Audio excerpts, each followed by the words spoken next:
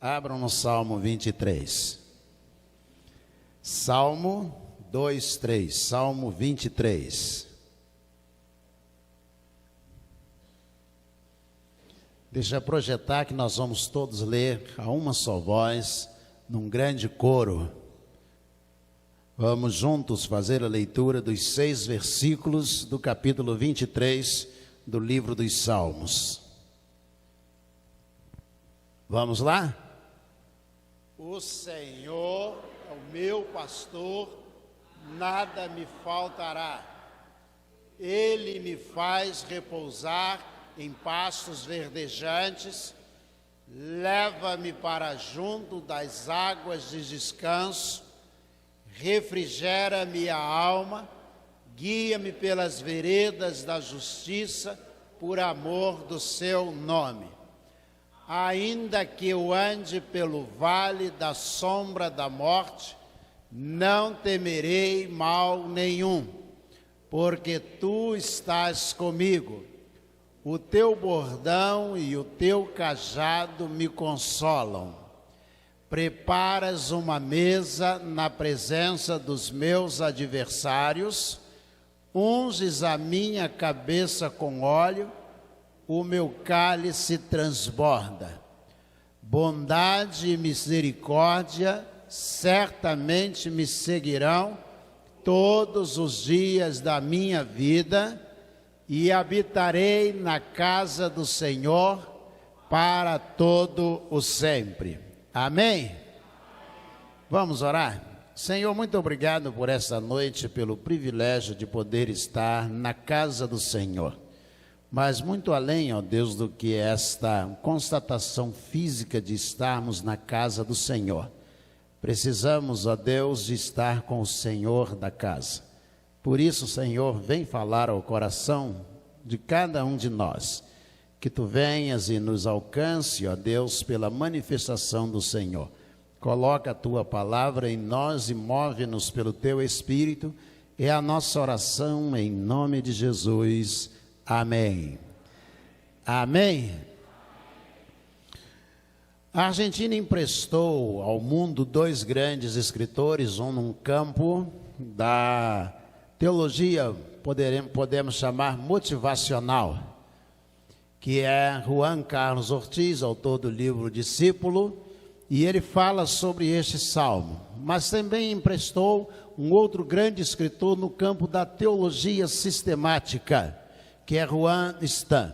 Então, Juan Carlos Ortiz e Juan Stan são 2 escritores argentinos.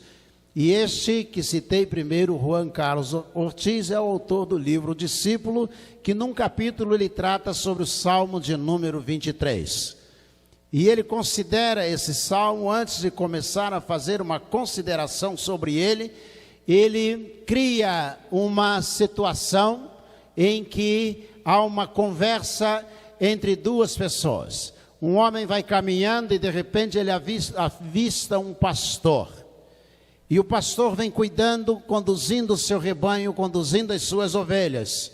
Então Ortiz diz que este homem que está caminhando se aproxima do pastor, saúda o pastor e pergunta àquele pastor de ovelhas: onde você vai com esse rebanho? E ele diz: estou levando as minhas ovelhas para pastos verdejantes, onde elas se sintam seguras, onde elas não tenham problemas. Estou conduzindo porque eu sou o pastor dessas ovelhas e nada pode faltar a elas, diz Juan Carlos Ortiz. Então, depois de conversar sobre esse tema, eles se despedem. Aí diz ele: então aquele homem sai seguindo, seria ele o autor deste salmo, Davi. E nessa falácia criada por Juan Carlos Ortiz, diz que o homem sai pensando acerca da conversa com o pastor de ovelhas. Aquele pastor está levando o rebanho para um campo verdejante, onde o rebanho possa se alimentar. Nada pode faltar àquele rebanho. Ele está levando aquele rebanho para um lugar onde haja segurança. E então, diria esse autor: eu já sei Ainda bem que eu tenho Deus como meu pastor. E aí diz: o Senhor é o meu pastor e nada me faltará. Guia-me mansamente às águas tranquilas, guia-me a pastos verdejantes. E ele vai conduzindo. E ele diz: ainda que eu andasse pelo vale da sombra da morte, não temeria mal algum, porque tu, Senhor, tu és o meu pastor e tu estás comigo. Ainda que eu ande pelo vale da sombra da morte, não temerei mal algum. Preparas uma mesa perante mim na presença dos meus inimigos, unges a minha cabeça com óleo e o meu cálice transborda. Certamente que a bondade e a misericórdia me seguirão todos os dias e habitarei na casa do Senhor para todo o sempre. Essa é a visão que Ortiz tem deste salmo. Um pastor que quer cuidar das suas ovelhas. E essa é a visão que Davi, que o autor do Salmo 23, tem também a respeito do cuidado de Deus sobre a sua vida. Um pastor. Para que a gente precisa de um pastor? Não é um pastor de ovelhas, mas a figura do pastor, ainda em João capítulo 10, está presente. Quando Jesus, ele olha para todos nós como ovelhas do seu pasto, que ele vai cuidar dessas ovelhas. Em primeiro lugar, ele vai declarar que quem tem esse pastor, de nada terá falta. Nós vivemos uma realidade muito distante daquela em que esse texto foi escrito. Qual era a alimentação daquele povo? Basicamente se alimentava do trigo e da uva. Isso mesmo, e da carne do animal. Eram os elementos basilares da alimentação daquele povo. Então poderia, por qualquer motivo, aquele povo ter dificuldade.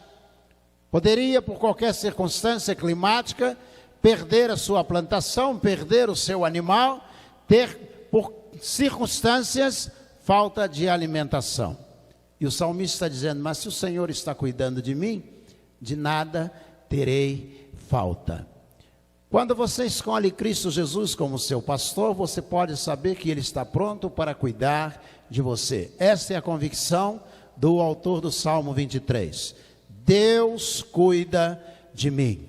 É Ele quem está cuidando de mim em qualquer momento, em qualquer circunstância, seja ela qual for, na enfermidade, no desemprego, na alegria, na tristeza, a qualquer momento que eu esteja vivendo, Deus estará cuidando de mim. Essa é a convicção dele, deve ser a nossa convicção também. Mas além do alimento, da vestimenta, ele diz: ainda que eu ande pelo vale da sombra da morte, não temerei mal algum, porque tu estás comigo. Além da segurança de víveres, ele diz: Deus me dá segurança de proteção. Isso mesmo, imagina o salmista vivendo no século 21 que nós estamos vivendo, e ele andando pelas ruas do Rio de Janeiro e alguns lugares também provavelmente de Petrópolis, embora seja indicada entre as 6 cidades mais seguras do Brasil, Petrópolis. Mesmo assim, imagine andando pela cidade do Rio de Janeiro e ele olhando toda a dificuldade, toda a adversidade, toda a violência, todo o tiroteio, e ele dissesse: ainda que eu ande pelo vale da sombra da morte, não temerei mal algum, porque tu estás comigo. É a segurança, é a garantia. Ele está dizendo. Você vai parar e vai dizer para mim assim: pastor, mas naquele tempo não havia violência. Se você ler a obra de um escritor que fez a sua tese de doutorado, Homo Sapiens, uma breve história da humanidade, Yuval Noah Harari, um livro que se tornou um best-seller, um dos livros mais vendidos da atualidade, ele procura contar desde a origem, ainda na comunidade tribal, como que o homem vai evoluir. Diz Noah Harari, Yuval Noah Harari. Ele diz o seguinte: no princípio os homens eram coletores. Eles paravam em determinados lugares, se estabeleciam ali, e eles comiam, esgotavam aquele campo, E depois de esgotarem aquele campo, pescarem naquele lugar, eles iam para outro lugar. E lá se estabeleciam, ele e sua família, e quanto mais ele pudesse tirar daquele campo, ele tirava, e quando ia esgotando o campo, ele ia para outro lugar. Diz ainda Harari, não havia guerra entre eles, porque eles, quando percebiam que alguém se aproximava, a vantagem era ter uma família cada vez maior, muitos filhos, porque todos poderiam guerrear, mas eles não guerreavam. Quando vinha uma família maior, a família menor simplesmente se deslocava, pegava as suas coisas pessoais, de uso pessoal, e se deslocavam para outro campo, e ali eles iam colher, iam desfrutar do que o campo produzia. Então diz Harari, até o dia em que o homem percebeu que podia plantar, e diz ele, provavelmente, o trigo, e ele plantou, fez a sua primeira plantação de trigo. Agora, ele não poderia mais deixar aquele lugar, ele tinha que esperar o trigo crescer, para colher o trigo, para fazer o seu pão. E aí diz Harari, e quando outra família se aproximou para usar o campo onde ele plantou o trigo, para ocupar aquele campo, aí começou a batalha campal, porque ele tinha que defender o seu trigo, a sua plantação. O salmista está dizendo aqui, ele diz, o Senhor vai providenciar todas as coisas, onde quer que eu esteja, em qualquer lugar que eu estiver, Ele há de providenciar tudo, mas diz, mas também se ocorrer algum perigo, se alguma família maior vier contra mim, ele diz, ainda assim o Senhor estará comigo. Imagine você andando, as pessoas que moram em área de risco, crentes em Jesus, saindo à noite para ir à igreja, dizem assim, eu vou, porque o Senhor irá comigo. Saem cedo para trabalhar, dizia a minha cunhada, antes de ontem, quinta-feira, estivemos na casa da minha sogra e ela estava lá, e ela disse, Lecimar, assaltaram um homem 4 horas da manhã. E aí eu estava escutando de longe, sentado, e ela disse, esse ladrão não dorme, não é possível. 4 horas da manhã está acordado para roubar os outros. Ainda que eu andasse pelo vale da sombra da morte, diz o salmista, eu não temeria mal algum, porque tu estás comigo. É a certeza e a convicção de que você vai caminhar na presença de Deus, mas que você não estará sozinho. Ele diz, eu vou contigo, eu estarei contigo o tempo todo, onde quer que você esteja, nós estaremos juntos, eu não vou abandonar você. E por causa disso ele diz no Salmo 23, tu estarás comigo, ainda que eu ande pelo vale da sombra da morte. Não é da morte, mas é pelo vale da sombra da morte. Qual é a diferença, pastor? Conta que um pastor foi fazer um funeral na outra América, na América do Norte, nos Estados Unidos, e ele foi fazer um funeral no norte da América do Norte, e aí quando ele estava voltando para casa, o funeral era da própria esposa, o filhinho dele estava sentado no banco ao lado, e ele estava dirigindo, voltando do cemitério, e o menino quieto, e de repente o garoto irrompeu o silêncio e disse assim, pai, quando a gente morre, dói. E o pai parou o carro no sinal, ficou pensando na pergunta do filho, e ao lado veio um caminhão e parou ao lado do carro deles, e a sombra do caminhão parou em cima do carro. Ele olhou para o filho, olhou para o caminhão, a sombra cobrindo o carro dele, e disse, filho, está vendo que a sombra do caminhão está em cima da gente? E o garotinho disse, estou, papai. E ele disse, você prefere ser atropelado pelo caminhão ou pela sombra do caminhão? E o garoto prontamente disse, pela sombra do caminhão. E o pai disse, por quê? Ele disse, porque não dói. E o pai disse, quando a morte chega, a gente passa pelo vale da sombra da morte. Pastor, a gente passa pela morte. Não, a gente passa pelo vale da sombra da morte, porque a Bíblia diz que a morte não tem domínio sobre nós, porque em Cristo Jesus nós somos libertos e somos salvos para vivermos a eternidade com Jesus. Então o salmista está seguro, não importa o que vai acontecer, não importa o que virá, ele diz: ainda que eu ande, vou passar pelo vale da sombra da morte, e eu não temerei mal algum, porque tu estás comigo. Independentemente do que venha a acontecer, tu estás comigo. E por fim, para que ele precisava de um pastor? Precisava para que nada faltasse, Deus providenciasse todas as coisas. Precisava de um pastor para que tivesse segurança.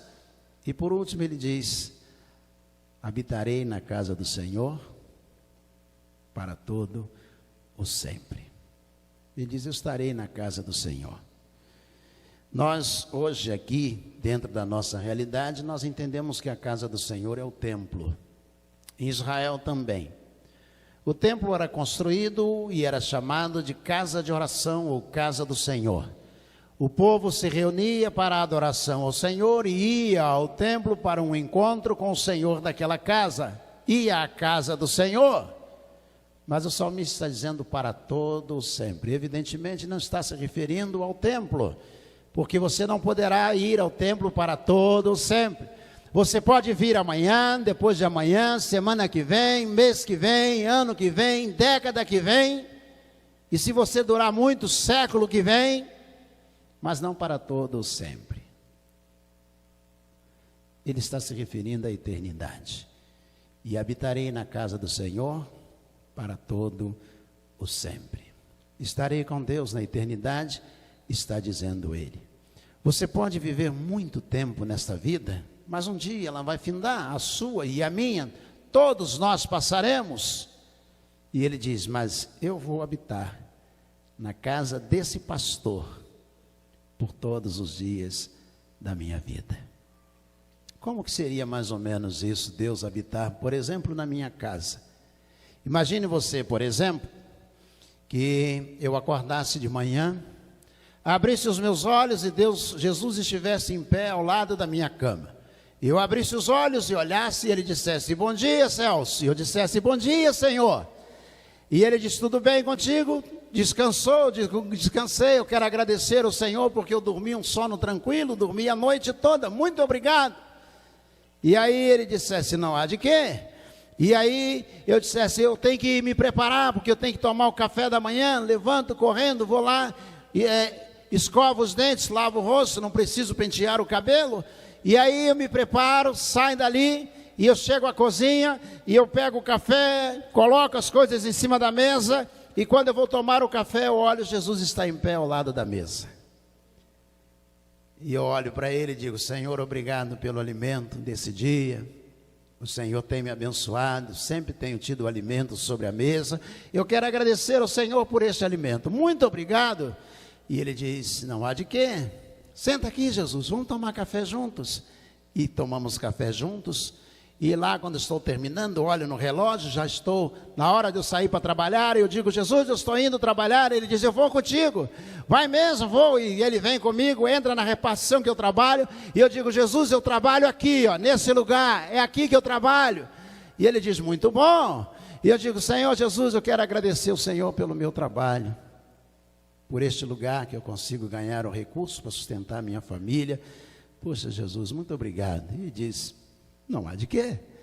E eu trabalho, vem a hora do almoço, eu vou almoçar, Jesus está comigo, e estamos juntos, e aí eu vou fazer a refeição, olho e digo: Jesus, senta aqui, quero te agradecer por este alimento também, pelo almoço, e volto ao trabalho, o dia passa, final do dia, está terminando, e eu digo: Jesus, vamos lá para casa?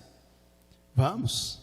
E aí nós vamos lá para casa, chegamos em casa, pegamos o elevador, entramos em casa, e aí, senta aqui, Jesus. Ele senta, e eu ligo a televisão, e aí Jesus está lá olhando a televisão, e eu olho e digo: esse canal não, esse não, veja um jogo lá, fala: Jesus, dá para ver o jogo? E ele olha e diz: eu estou vendo aí. O senhor torce para algum time? Diz: para todos.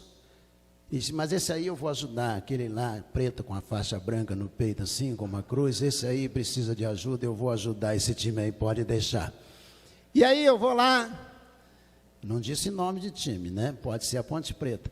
E aí, eu vou lá dentro, volto, chamo Jesus para jantar, a gente janta e chega a hora de eu dormir.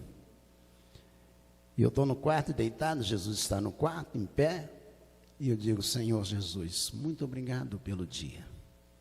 Muito obrigado por tudo o que aconteceu. O Senhor é o meu pastor.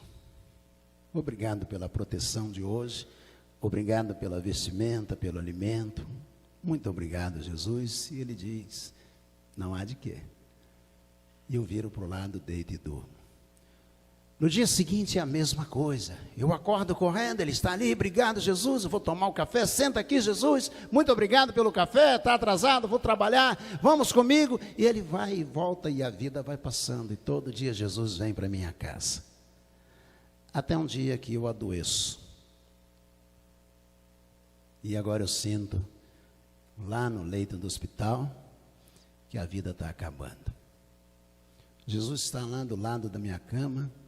Eu olho para o lado e eu digo, Jesus, quero te agradecer. A vida inteira o Senhor veio comigo até a minha casa, o Senhor me abençoou, me vestiu, me deu alimento. Jesus, eu quero te agradecer, porque a vida toda o Senhor viveu na minha casa. Mas agora, Jesus, eu vou morrer e o Senhor não vai mais me encontrar na minha casa. Aí Jesus se aproxima da cama e diz, Celso, já que agora eu não vou te encontrar na sua casa, que tal se você viesse morar na minha casa? Eu fecho os olhos e durmo, e quando eu abro os olhos, eu estou na casa de Jesus. É isso que o salmista está dizendo. E habitarei na casa do Senhor para todo o sempre.